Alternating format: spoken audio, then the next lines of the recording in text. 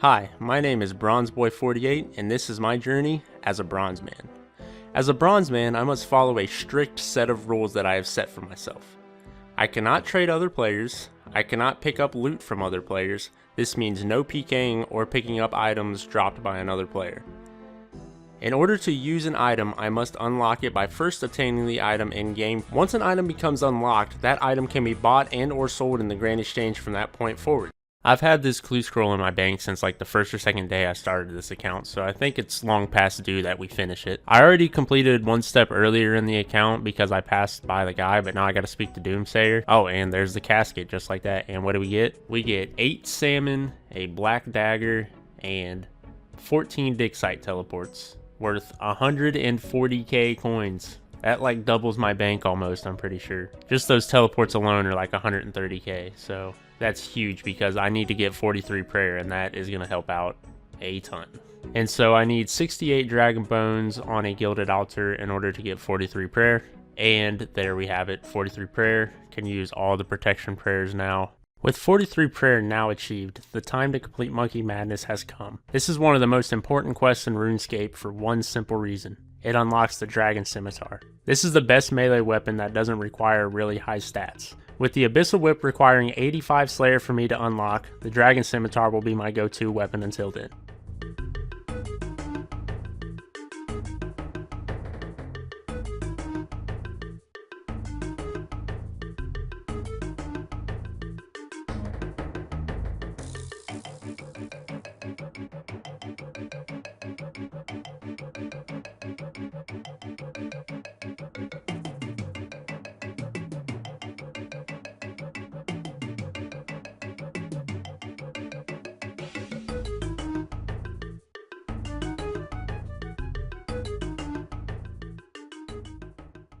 And there it is.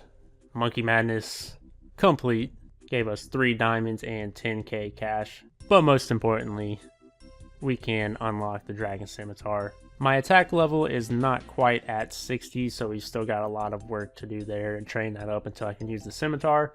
But one thing that's going to help is the experience you get after Monkey Madness. I'm going to go ahead and focus on attack and defense because I want to get to a 60 attack as fast as possible. And that being said, this grants us with 46 strength, 43 hit points, 50 attack, and 46 defense. Gotta love free levels.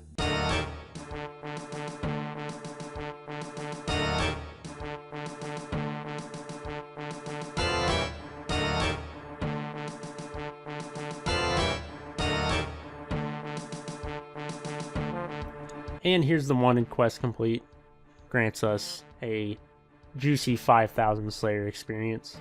And that gets us to level 27 Slayer. And so since I completed my easy clue earlier and got a pretty decent reward, I remembered that I had this medium clue also sitting in my bank that I got from woodcutting. And so I want to go ahead and complete this also. But in order for me to complete it, I need a steel kite shield, a ring of forging, and green d'hide chaps. And so there we have it. The steel kite shield has been made. There is 1 item out of 3. I have the crafting level to make a ruby ring, but in order to enchant the ruby ring, I need to actually use a wizard mind bomb to boost my level. But there it is, the ring of forging unlocked. That is 2 out of 3 items.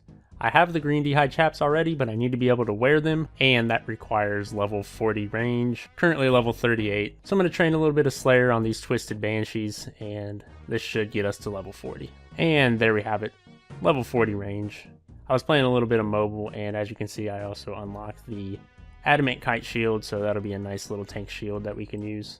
There we have it, full green d'hide, now able to be worn, 77 range bonus, can't complain. We're going to go ahead and finish out the task here, and then we'll go ahead and finish our medium clue.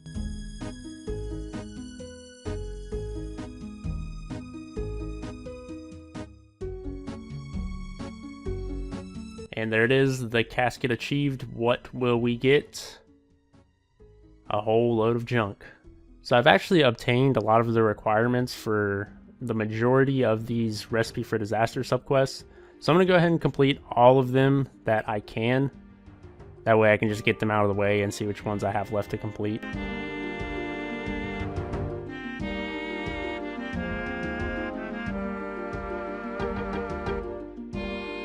And there's the Mountain Dwarf portion of Recipe for Disaster. 1000 cooking experience, 1000 Slayer experience. Grants us 29 cooking and 29 Slayer.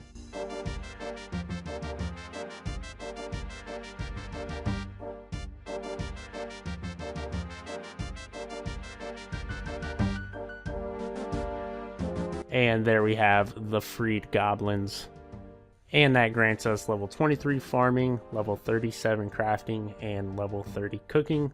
Almost gets us to the requirements for Pirate Pete. We need 31, so just need one more level real quick. And there we have it, 31 cooking. For Pirate Pete's part of the quest, I also need a fishbowl. And in order to get a fishbowl, I need 42 crafting.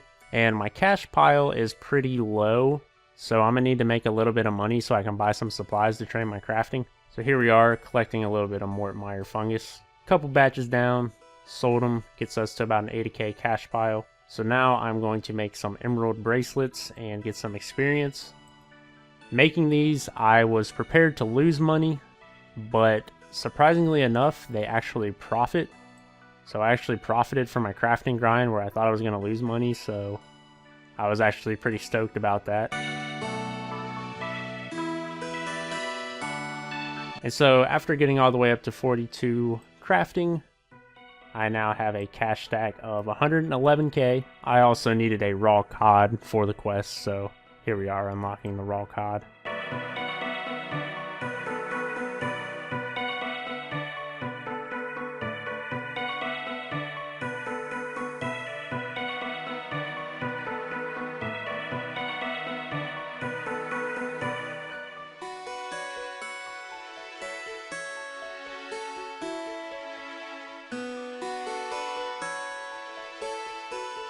And Pirate Pete saved. 1000 cooking experience, 1000 fishing, 1000 smithing, and 1000 crafting. The next on the list is Scratch Oglogwe. I don't know his name. I don't know how to pronounce that, but he is the ogre. And for him, I need big chompy bird hunting, and I also need 41 cooking. And oddly enough, for some reason, big chompy bird hunting is also the requirement for the Lumberage Guide, so it's kind of an odd 2-for-1 quest that kind of seems like it's irrelevant, but it's really not.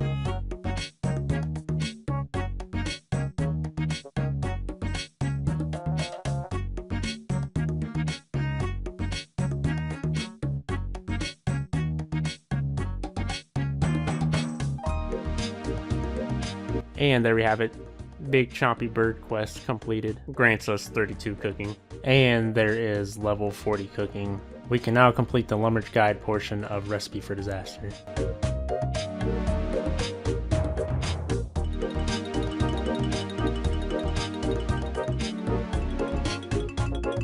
And there it is. The Lumberage Guide has been freed. 2.5k cooking experience, 2.5k magic, and a quest point. Next on the list is Scratch Oglogwe, which requires 41 cooking, and there is 41 cooking.